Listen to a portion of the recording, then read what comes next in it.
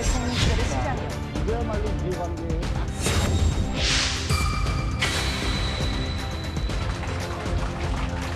뜨거운 가슴으로 일을 하도록 하겠습니다. 국정을 대전환하는 계기가 되었으면 하는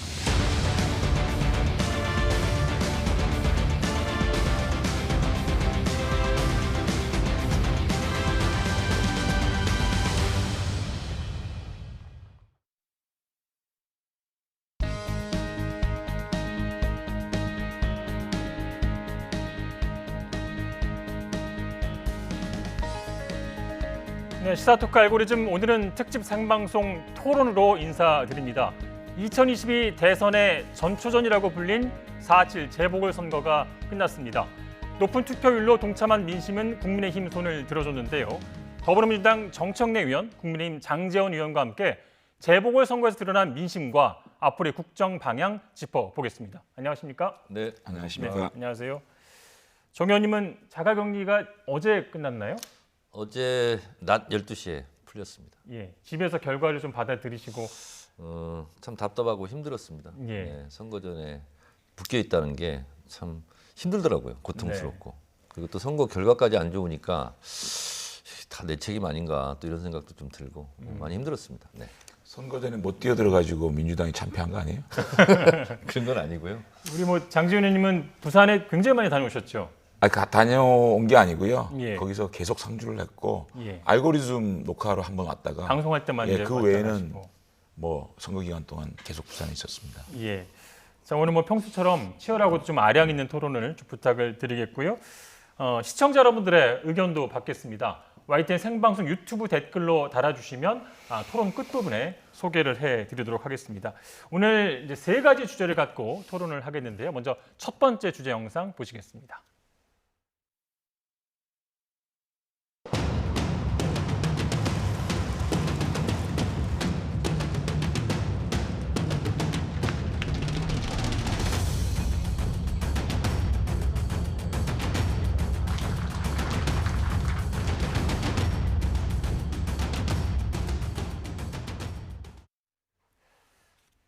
네, 민심은 물과 같아서 배를 띄우기도 하고 또 뒤집기도 하는데요.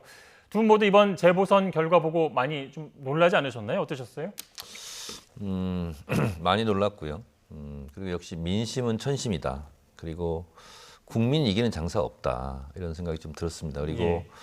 대한민국 국가 경쟁력은 대한민국 국민인데 이 다이나믹한 이 국민들의 역동성 이것을 뼈아프게 저희들이 봤고요. 그래서 저희가 좀 더 불철저했던 부분은 없었나 지금 예. 점검하고 있고 혹시 고장나 있었던 건 또 없나 이것도 새로 고치고 그래서 내부적으로 질서 있게 지금 토론하고 있습니다. 예. 놀란 건 같지만 좀 느낌은 달라졌을 것 같아요. 저희도 참 무서웠습니다. 정말 민심은 무서운 거구나 이런 생각이 들었고 1년 전에 저희들을 향해서 큰 회초리를 예. 우리 국민에게 드셨는데 1년 만에 또 그 회초리가 민주당으로 향하지 않았습니까? 그 민주당으로 이번에 향했던 그 매섭고 큰 회초리가 다음 선거 때 우리에게로도 향할 수 있다라는 생각이 들고 예. 이번 선거에 드러난 민심은 저희들을 칭찬하거나 저희들이 잘해서 압승한 게 아니라 민주당의 어떤 그런 그 독선 이런 것에 대해서 회초리를 든 거다 생각하고 저희 당은 더욱더 노력해서 좋은 정책들 또 좋은 인물들 좋은 대안들 만들어서 이제는 정말로 저희를 지지해서 우리 국민들의 민심이 올 수 있도록 노력해야 되겠다는 생각을 했습니다. 네. 벌써부터 굉장히 이제 경계를 하시는데 민심이 이렇게 여당에 이렇게 분노한 결정적인 계기는 뭐라고 분석하고 계십니까? 두 가지 측면이 있더라고요. 저희 마포을에 당비를 내는 권리당원이 5천 몇백 명 됩니다. 그래서 저희 보좌진들도 그렇고 저도 그렇고 다 전화를 해봤거든요. 다 일일이 전화를 했더니 예. 그중에 1,000명 정도, 20% 핵심 당원들 아닙니까? 좀 마음이 떠났더라고요. 그게 이제 현실이었고. 예. 근데 이분들이 왜 떠났냐면 민주당 180석을 몰아줬는데 왜 이렇게 개혁이 지지부진하냐.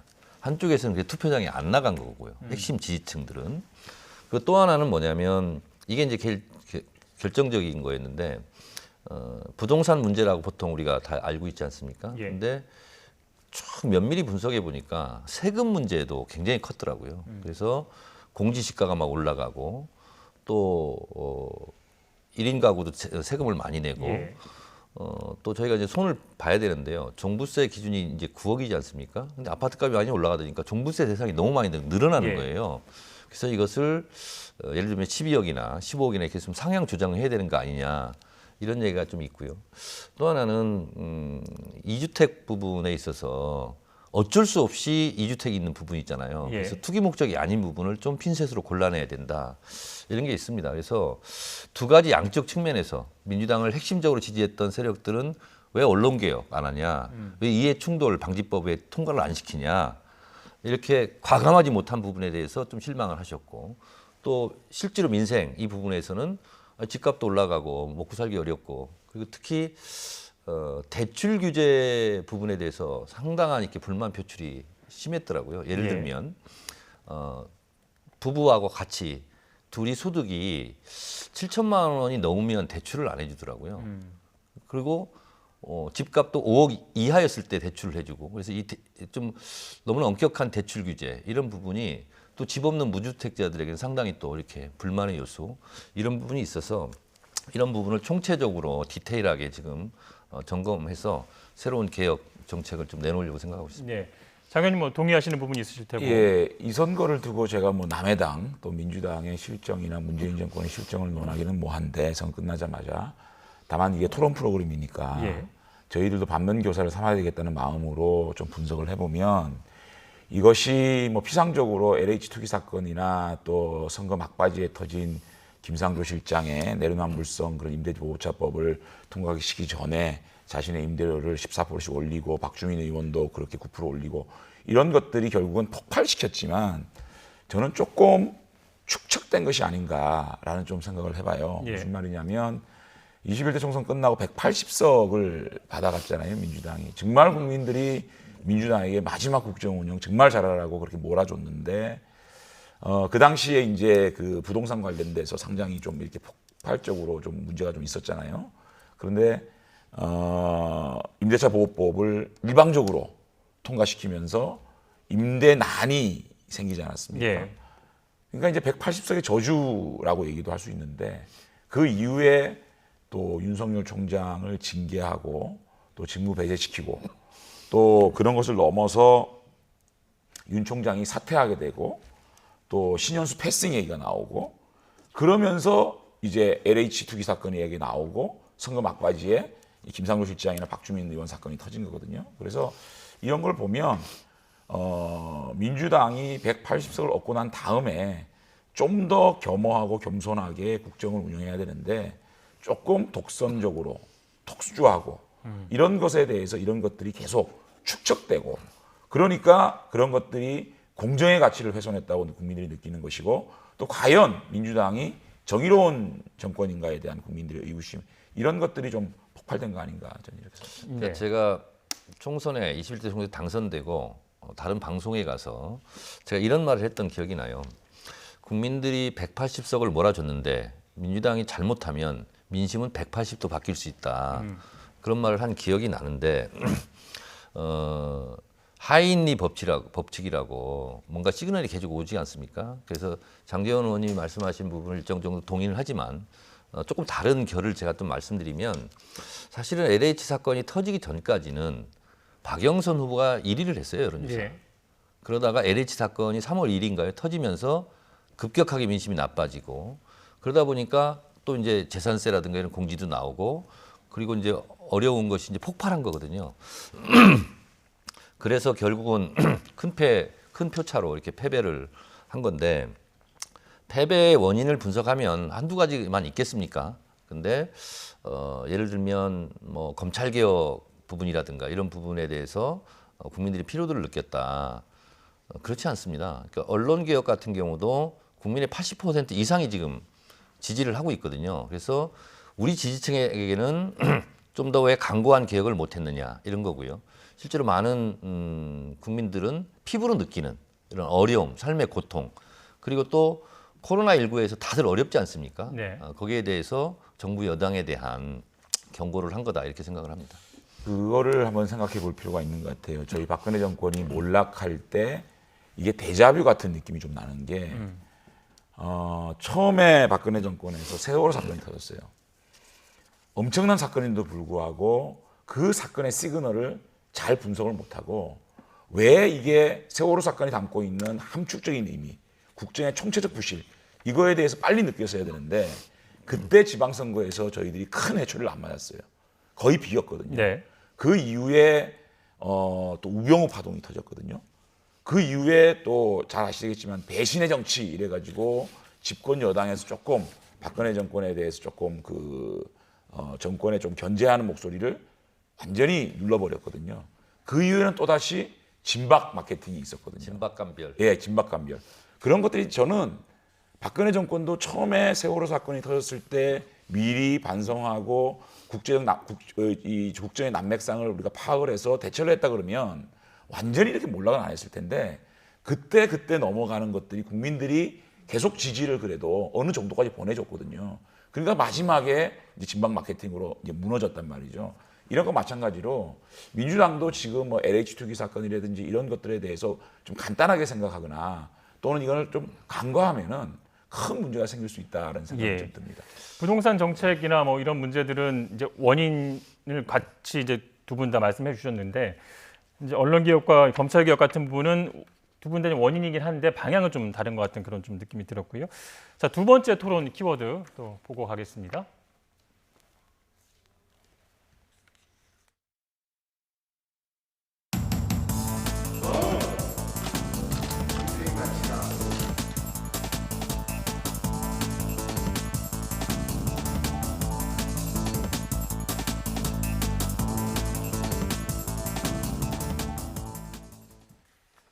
네, 두 번째 키워드는 이제 새로운 두 시장의 공약이 얼마나 실현될까인데요. 역시 관심은 이제 부동산입니다. 이 오세훈 시장의 취임으로 서울시 부동산 정책에도 이제 변화가 좀 예상이 되고 있고요. 민간 주도의 재개발, 또 재건축 사업이 힘을 받게 될지, 또 아파트 높이 제한이 풀릴지도 굉장히 관심입니다. 오 시장의 부동산 공약 어디까지 좀 실현 가능하다고 보십니까? 쉽지는 않을 겁니다. 왜냐하면 1년 임기고요. 또 시의회 구성이 거의 뭐 107석 중에 101석이 민주당이라 그러더라고요. 그러니까 민주당의 어떤 동의 없이 또는 협조 없이는 오세훈 시장이 할 수 있는 일이 거의 없어요. 또 제가 오늘 언론 보도 나온 걸 쭉 보니까 오 시장이 공약한 것 중에서 오 시장 스스로 할 수 있는 일은 거의 없더라고요. 네, 중앙정부 힘도 필요한 중앙정부라든지 시의회에 네. 특히 재개발 재건축 같은 경우는 도시계획심의위원회를 통과해야 되는데 거기에는 시의원들이 5명, 구청장 1명, 또 시공무원 4명, 또 전문가 20명 이렇게 구성이 돼 있더라고요. 사실상 시의회가 주도하는 위원회 아니겠습니까? 그런데 거기서 재개발 재건축을 완화할 수 있는 것들을 통과시키고 그다음에 조례를 또 만들어야 되거든요. 예. 그 과정이 시의회의 어떤 그런 동의 없이 가능하지가 않거든요. 그렇기 때문에 저희들은 가장 걱정되는 게 우리 국민들이 그래도 명색이 제1도시와 제2도시의 시정을 우리에게 맡겨놨는데 우리가 내세웠던 공약이라든지 우리가 좀 더 이 특히 부동산 문제 이런 것들을 유능하게 해결하지 못한다면 다음 선거에 그래 니들은 모자랬냐 이렇게 또 판단하실 수 있거든요. 그래서 저희들은 어쨌든 협치를 구현을 해야 되겠다는 생각이 들고 어쨌든 민주당의 동의를 자꾸 구하고 시의회와의 어떤 그런 소통을 늘려야 되는 부분이 있고요. 또 국민들의 동의를 직접 이 의회가 전혀 오 시장이나 박 시장에 대한 협조가 안 되면 국민들의 동의를 구하고 끊임없이 국민과 소통해서 이러한 정책들이 해야 됩니다라는 여론으로 시의회를 설득할 수밖에 없지 않냐는 생각이 들고 또 한 가지는 중앙정부 차원에서는 저희들이 좀 민주당 협조하고 지정부 차원에서는 민주당이 좀 협조를 해주면 그런 걸 놓고 서로 정책적 경쟁을 한다 그러면 굉장히 이것이 한번 협치의 새로운 모델을 좀 만들 수 있지 않을까 생각이 들고 특히 박영준 시장은 첫 일성이 협치를 얘기했거든요. 김영춘 후보의 공약까지도 저희들이 수용하겠다는 메시지를 냈기 때문에 그런 협치가 가장 절실하고 저희들은 어쨌든 저희들 정책에 대해서 국민들께 좀 허락을 받는 그런 국민들 설득하는 작업들을 많이 하려고 생각합니다. 아까 정 의원님 이제 네. 민심을 빗대서 말씀해 주셨지만 뭐 대출 문제라든가 아니면 종부세 그리고 공시지가 문제 같은 경우에는 좀 정책의 좀 변화의 가능성이 좀 있는 겁니까? 저희들이 그래서 지금 내부적으로 토론해서 아직 뭐 발표할 단계는 아니에요. 예. 근데 제 개인적인 순전히 의견입니다만 어쨌든 무주택자들에 대한 대출 규제 이건 좀 풀어주는 게 좋겠고요. 그다음에 종부세라든가 아니면 1가구 1주택 뭐 좀 재산세 낮출 문제 예. 이런 문제는 중앙정부 차원에서 또 입법 사항이거든요. 그렇게 해야 된다고 보고 이제 오세훈 시장 부분을 좀 말씀드리면 박형준 시장까지 포함해서 사실은 이제 두 분이 제일 골치 아픈 것이 지금 고소고발된 부분이에요. 그래서 어쨌든 선거법과 관련된 거기 때문에 6개월 안에 이것은 본인들이 결과가 어떻게 나올지는 모르겠는데 하여튼 그걸 좀 털어야 되는 문제가 하나 있고요. 근데 이게 좀 만만치 않은 부분이 있어요. 이재명 지사 같은 경우도 방송 토론하다가 선거 때 대법원까지 간 거거든요. 그래서 그런 부분을 본인들이 지혜롭게 잘 해결을 해야 될 것 같고 또 하나는 스피드 주택 공급하겠다고 오세훈 시장이 얘기했는데 그러려면 시장 의지로 되는 게 아닙니다. 이게 예를 들면 용적률 푸는 문제 같은 경우도 시의회 통과 사항이에요. 이게 그리고 예를 들면 민간 주택 뭐 개발 많이 하겠다고 그러는데 예. 그러려면 그 부분도 국토부와 협의를 하지 않고는 될 수 있는 게 없어요. 그리고 또 오세훈 시장이 한강변 35층 이거를 풀겠다. 예. 50층까지 하겠다. 그거는 오세훈 시장이 어느 정도 노력을 할지는 모르겠어요. 근데 그것도 쉽지 않은 문제거든요. 그래서 결국은 장제원 의원이 얘기했다시피 급격하게 본인이 공약을 스피드하게 본인의 희망처럼 하기는 좀 어려울 것 같아요. 그래서 저희들도 이제 합리적으로 이건 서울 시민들이 꼭 필요한 거다 하는 부분들은 이제 협조를 하겠지만 어찌됐든 지난번에 무상급식으로 10년 전에 시장 사퇴할 때도 직접적으로는 서울시 의회와 충돌이었거든요. 그때도 민주당이 다수 의석을 점유했었고 그래서 이번에도 그런 일이 벌어지지 말란 법이 좀 없어요. 그래서 오세훈 시장이 어쨌든 당선은 됐지 않습니까? 그래서 좀 더 겸손한 자세로 진지하게 민주당 시의원들과 머리를 맞댔으면 좋겠어요. 민주당에서도 지금 민주당이 계속 문재인 정권이 추진하고 있던 이런 부동산 정책들이 조금 부작용이라든지 이런 것들에 대해서는 인정하는 부분이 있잖아요. 그런 차원에서 오 시장의 정책들을 사실 좀 받아들여주는 방식으로 해서 이 문제를 좀 오히려 출구를 좀 마련해 주면 좋겠다는 생각이 들고 사실은 정청래 의원이 많이 왔습니다. 용적률 완화 부분도 그렇고요. 안전진단 간소화 문제도 마찬가지고요. 재건축 재개발 초과이익 환수 문제. 예. 이거는 사실상 국토부나 시의회의 사실 승인 사안이고요. 유일하게 한강변 35층 이제 고도제와 완화 요거는 오 시장이 할 수 있는 부분인데 사실은 할 수 있는 일이 없거든요. 저희들은 진짜 시장밖에 없는 거예요. 정부나 시의회가 완전 장악돼 있기 때문에 구청장도 다 지금 민주당이 장악돼 있는 상황에서 그래서 민주당에서 우리 국회 다시 말하지만 국회에서 좀 적극적으로 협조할 테니까 시정은 부동산 관련된 좀 부작용을 해소한다는 차원에서 오 시장의 정책들을 좀 수용해주면 좋겠다. 일정 부분 좀 합리적인 제안이라든가 수용해주면 좋겠다. 만약에 그것이 전혀 수용이 안 된다 그러면 1년 후에 저희들은 민주당이 발목 잡아가지고 부동산 문제가 계속 꼬였다라고 얘기할 수밖에 없는 상황이거든요. 그래서 저희들은 어쨌든 국민들을 계속 설득하는 작업을 해나가겠다는 입장입니다. 예. 예를 들면 저희가 이제 부동산 정책 중에서 사실은 그렇지 않은데 너무 공급 문제에 소홀하지 않았냐 이제 이런 비판을 실제로 많이 했지 않습니까? 근데 저희 이제 제 지역구인 마포, 을 지역구만 보더라도 1인 가구 비율이 거의 절반이에요. 저도 깜짝 놀랐어요. 총선 때 조사를 해봤거든요. 그러니까 1인 가구가 가족이 계속 분화되면서 집이 필요하지 않습니까? 그래서 그런 부분에 대해서 좀 간과한 부분이 있다. 이런 부분을 이제 보완을 해 나가겠고, 그리고 이제 저희가 사실은 총선 때 180석을 얻다 보니까 오만하지 않아도 제대로 오만한 거 아니야? 이런 프레임에 굉장히 갇힐 가능성이 예. 높았어요. 그래서 저희가 더 조심했어야 되는데 이제 서울시 정부는 어쨌든 수장이 의회와 관계없이 오세훈 시장이 된 거예요.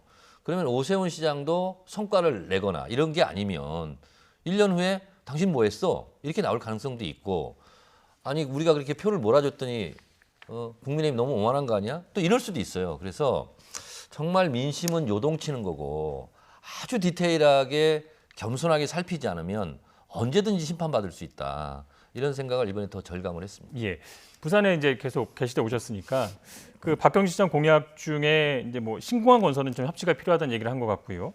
핵심 공약이 이제 15분형 도시인데 이게 이제 어반 루프라고 하잖아요. 어반 루프입니다. 약간 공상과학 영화에 나오는 것 같기도 하고 이런 분위기 잠깐 좀 설명. 아니 어반 루프 전해 같은 주시죠. 경우에는 당선되자마자 얘기를 했어요. 이건 10년짜리 예. 프로젝트다. 그렇기 때문에 이 문제는 차근차근하게 타당성 조사라든지 이런 걸 단계를 밟아가가지고 또 예산 확보라든지 이런 것들을 또 충분히 고려해서 부산 시민들이 좀 기대를 갖고 있습니까? 기대를 갖고 있죠. 예. 왜냐하면 이 부산 시내가 동부산과 서부산의 어떤 교통이 너무 정체돼가지고 거의 1시간씩 걸리거든요. 그렇기 때문에 이 문제는 반드시 해결해야 되는 문제입니다. 교통 문제는.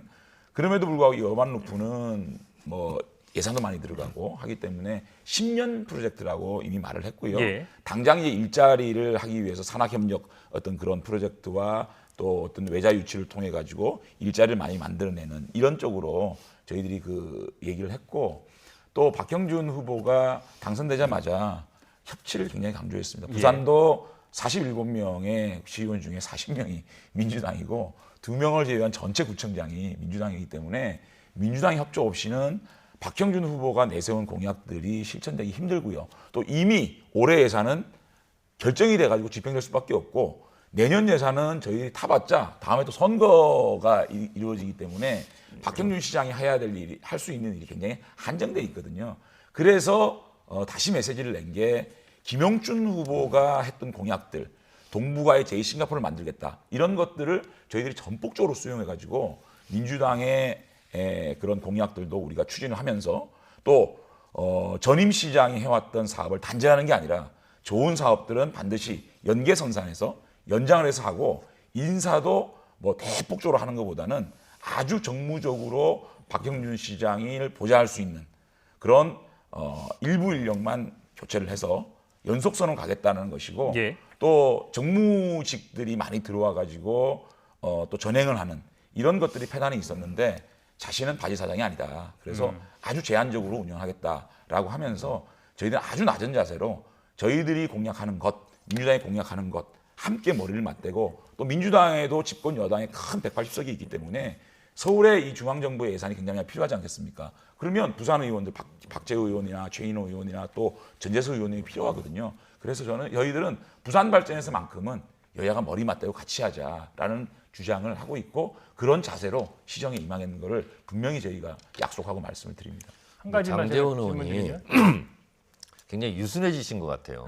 선거 이겼다고 아니요, 여유도 있고 저희들은 늘 겸손하게 하여튼 뭐, 다가가야 되지 않겠습니까? 축하드리고 근데 제가 오늘 대본을 좀 보면서 좀 웃음 피식 나온 게 있어요.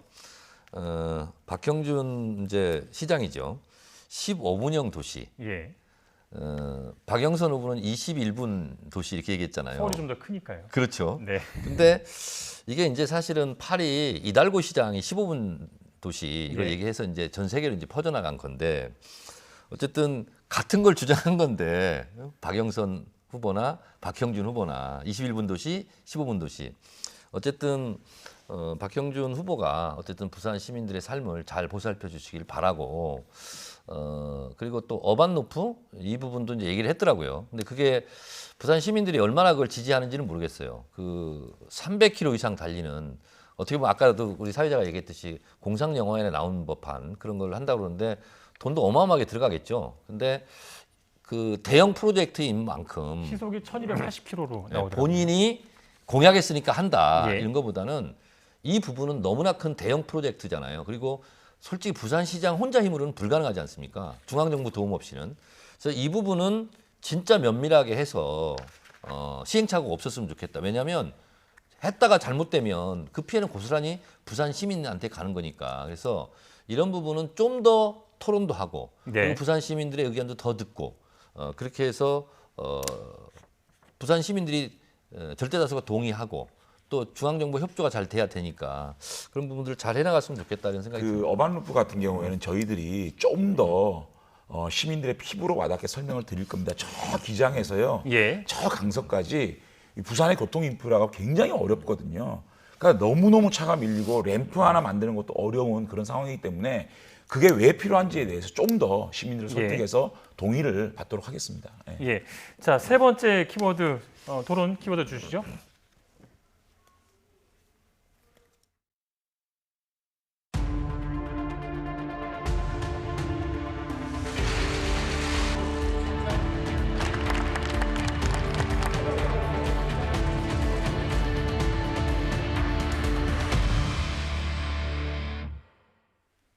네, 뭐 시간이 굉장히 빨리 가는데 내년 대선을 앞둔 정계 개편 시나리오 그리고 대선 주자들이 처한 상황을 좀 따져보도록 하겠습니다. 민주당은 일단 그 지도부가 총사퇴하고 도종환 의원이 비대위원장을 좀 맡았고요. 원내대표랑 당대표 경선 좀 당겨졌잖아요. 네. 이런 것을 좀 통해서 좀 쇄신의 계기를 좀 마련할 수 있다고 보십니까? 우선 질서 있게 좀 빠르게 하자. 그래서 원내대표 선거도 확 당겼고요. 전당대회도 사실 이렇게 빨리 하는 경우는 없거든요. 예.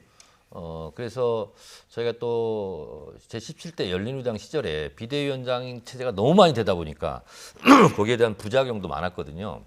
그래서 도종환 의원이 그래도 굉장히 좀 이렇게 의원들한테 지지도 많이 받고 인품도 훌륭하시기 때문에 어쨌든 맡아서 당분간은 각자의 목소리를 내기보다는 일단 경청하고 그리고 내부적으로 치열하게 토론하고 질서 있게 메시지를 밖으로 내자. 이렇게 해서 저도 어제 도종환 의원을 만나서 예. 그렇게 좀 하자고 제안을 했고, 근데 이제 이 재보궐선거였지만 어쨌든 앞으로 남은 대선에 큰 영향을 줄 수도 있겠죠. 이게 변곡점이 될 수도 있고 분수령이 될 수도 있고. 근데 중요한 것은 인위적으로 정계 개편을 이렇게 저렇게 한들 국민의 마음에 들지 않으면 그건 뭐 별무 소용이죠. 예. 그리고 저는 개인적으로 인위적인 정계 개편은 반대합니다. 총선 때 준 의석 그 당으로 4년에 다시 심판을 받는 것이 맞겠다. 그리고 꼼수는 통하지 않는다. 그래서 저희는 전공법으로 어쨌든 이 민심이 지금 어떻게 보면 거세게 저에게 지금 매를 들었지 않습니까? 예. 그래서 너무 급하지 않게 당황하지 않으면서 좀 이렇게 실질적인 이런 핀셋 정책 이런 것을 많이 하려고 합니다. 근데 이제 선거에 지면 뭐 여러 목소리가 뭐 나오는 건 당연한 건데 오늘만 해도 이제 초선들 모여서 또 얘기를 했고요. 또 20, 30대 의원들이 또 모여서 기자회견도 하고 뭐 그랬습니다. 여기서 나온 목소리에 대해서는 어떻게 보십니까? 그 의원들하고도 통화도 했고요. 그래서 제가 페이스북에도 좀 썼습니다만. 정 의원님이 저 초선들의 선생님 아니세요? 그래서 제가 같이 또 욕먹는 경우도 있는데 예. 캐러반의 지혜를 배우자. 사막의 아라비아 상인들은 모래바람이 불면 지형이 다 바뀌지 않습니까? 모래산이 움직이고. 예. 근데 모래바람이 거세게 불어칠 때는 우왕좌왕하면 안 되거든요. 그 자리에 딱 있다가 모래바람이 멈춰지면 나침판을 들고 그 방향대로 가는 거거든요. 그래서 저희가 지금 방향이 굉장히 중요한 것 같습니다. 그래서 국민들에게 가장 볼썽사나운 것은 총선 이 선거 패배 이후에 분열상이거든요. 예. 자기들끼리 내부적으로 싸우는 거. 이걸 또 제일 싫어하세요. 그래서 좀 단합된 목소리, 단일한 좀 메시지 이런 게 좀 필요하다라는 생각이 듭니다. 뭐 잠깐 조언을 좀 해주신다면요. 글쎄 제가 이제 민주당을 조언할 그런 거 아닌데 그래도 제가 볼 때는 그런 것 같아요. 그 민주당이 반성하고 내로남불의 늪에서 빠져나오겠다 이런 메시지가 나왔는데 저는 민주당 내부에 인재풀이 그래도 180석이 되는 큰 정당이잖아요. 그러면 지난 4번의 선거를 압승을 거둘 때까지 소위 말하는 주류 세력, 뭐 또 언론에서 말하는 친문 세력들이 잘 이끌어왔는데 지금 정책 기조를 지금 뭐 다 없는다라는 것이 현실적으로 가능하지 않다라고 하면 뭐 정책적으로 노선 갈등 이런 것보다는 인물로 좀 비상대책위원회를 선수교체하는 정도로 좀 꾸렸으면 어떻겠느냐. 예를 들면 조금 더 중도적인 목소리를 내고 조금 더 기존의 주류 세력에 대해서 좀 반발 목소리를 냈던 박용진 의원이나 조홍천 의원이나 이런 분들을 비대위에 좀 넣어서 인물을 가지고 반성하는 모습을 좀 보인다면 그냥 국민들께 금방 다가오지 않았겠느냐 생각이 드는데 뭐 도종환 의원도 어떻게 보면 장관, 내각에서 같이 일했던 사람이고 대부분 보니까 좀 초선 의원들도 좀 그 정권에 많이 좀 친한 분들이 많이 들어와 있더라고요. 그래서 과연 인물을 놓고 비상대책위원회 몇 면을 놓고 과연 국민들이 반성하는 모습일까라는 생각을 좀 하지 않겠느냐 좀 생각이 듭니다. 예. 국민의힘은 이제 김종인 비대위원장이 좀 물러났고요. 6월쯤 전당대회가 좀 예정이 돼 있죠. 일단 이제 안철수 대표가 있는 국민의당과의 합당 문제 언제 어떤 식으로 진행될까 이게 좀 가장 궁금한 것 같습니다. 뭐 언론에 나왔기 때문에 제가 확인해드릴 수가 있는데 예. 어저께 주호영 대표하고 안철수 대표하고 만났나 봐요. 그래서 저는 주호영 대표가 당 대표 권한대행 되자마자 제1 스케줄로 안철수 대표와 만남을 했다는 것은 굉장히 이 당을 좀 이게 그 전당대회까지 끌고 가는 데 있어서 통합과 이 화합의 메시지를 가장 중요시 생각하는 거 아니겠느냐라는 생각이 들어서 굉장히 고무적이라고 생각이 들고 어쨌든 우리 국민의힘은 안철수 대표에게 언제 어떤 방식으로 통합하는 게 좋겠느냐라고 던져놓은 상황이고 예. 아직까지 답이 안 온 상황이니까 일단은 통합 대상인 국민의당의 입장을 먼저 들어보는 게 순서 같고요. 제일 중요한 것은 야권의 제일 큰 통합. 다시 말하면 이번에 우리가 얻은 가장 큰 소득은 저희 국민의힘이 그동안 제1야당이었지만 범야권을 대표하는 플랫폼으로서의 대표성이 좀 약했거든요. 근데 이번에는 이번 선거를 통해서 명실상부하게 범야권을 대표하는 대표 플랫폼으로의 어떤 그런 예. 인정을 받은 선거였기 때문에 국민의당과 통합 그리고 새로운 지도부의 매끄러운 선출 그다음에 그 지도부가 대권 후보들을 잘 관리를 해서 경선을 흥행시켜서 경선 과정에서 혁신의 모습을 보여주는 예. 그렇게 절차를 밟아나가면 우리 국민들이 또 저희들의 새로운 모습을 좀 보시지 않을까라는 생각을 합니다. 이제 안철수 국민의당 대표가 이제 조금 이제 합당에 뜸을 들이는 그런 모습인데 그런 건 아닌 걸로 알고 있습니다. 그 윤석열 총장 등과 함께 좀 제3지대 좀 볼륨을 좀 키우자 뭐 이런 전략이라고 보는 시선도 있는 것 같습니다. 제가 잘은 모르겠습니다만 안철수 대표가 사실은 우리 쪽에서 시작하지 않았습니까? 예. 차츰차츰 오른쪽으로 옮겨가서 국민의힘과 합치지 않고서는 본인이 어떻게 자생할 수 있는 그런 근거는 어려울 거라고 보고요. 결국은 이렇게 저렇게 뭐 잡음은 있겠지만 결국은 대선 앞두고 국민의힘과 합치지 않겠느냐 이런 생각이 좀 들고 그리고 오늘 여론조사 보니까 윤석열 전 검찰총장 지지율이 상당히 떨어졌더라고요. 그건 그럴 수밖에 없어요. 이제 총선 때, 이번에 선거 때까지 팽팽한 긴장감이 있었는데 선거 끝나고 지지율이 떨어지는 거고 저는 계속 더 떨어질 수 있다고 봅니다.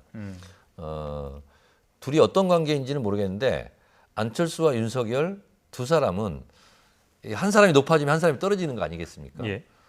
그래서 안철수와 윤석열이 서로 경쟁적 관계지 협력적 관계는 아닐 수 있다 이런 생각이 좀 들고 예. 그리고 또 김종인 비대위원장이 조만간 뭐 윤석열 또 만나겠죠. 근데 윤석열 전 총장을 도와주려고 하는 것 같지는 않다. 저는 그런 생각입니다. 예.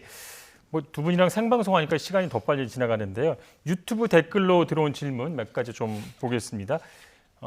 이 두 분에 대한 질문이 있는데요. 먼저 땡땡님인데 정청래 의원님 민주당을 구하러 당 대표 출마하시나요? 이런 질문을 또 주셨고요. 또 이제 봉성님께서 장재훈 의원님 차기의 부산시장 출마하기가 없습니까? 팬인 것 같은데요. 간단하게 좀 답변 부탁드리겠습니다. 사실 오늘 엄청 문자 받고 당 대표 나가라 그런 권유를 엄청 받습니다 지금. 봤는데 글쎄요. 고민 중이세요? 하여튼 이게 너무나 크게 지니까 사실은 멘붕이 오더라고요. 예. 그리고 어제 오늘 굉장히 힘들었어요 심적으로. 그리고 더군다나 이제 초선 의원들 막 이렇게 하고 그러니까 또 저한테 다 또 막 그런 이러저런 요구들이 예. 많아요. 그래서 하루 종일 전화가 불통이 났습니다. 그래서 지금 그럴 생각할 겨를이 아직 정리하셔서 없습니다. 알고리즘에서 좀 발표해 주시고요. 우리 장 의원님은. 저는 제가 박형준이라고 생각하고 우리 시민들께 깨끗하고 유능하게 시정을 잘 운영해서 다시 한번 인정받는 거 그거 외에는 제가 생각하지 않고 있고 어쨌든 우리 박형준 시장이 성공한 시장을 만드는 거 예. 그것이 우리 국민의 힘을 사랑받게 만드는 것이기 때문에 그 일에 매진하겠습니다. 예. 자, 뭐 선거만 끝나면 이긴 쪽과 진 쪽에서 하는 말들을 이제 국민은 잘 이제 알고 있습니다. 겸손하고 더 낮은 자세로 임하겠다. 또 성찰하고 반성하고 변화하겠다. 진짜 그런 모습을 기대하겠습니다. 두 분 늦은 시간까지 굉장히 수고 많으셨고요. 시사톡 알고리즘은 다음 주에 더 열심히 준비하겠습니다. 고맙습니다.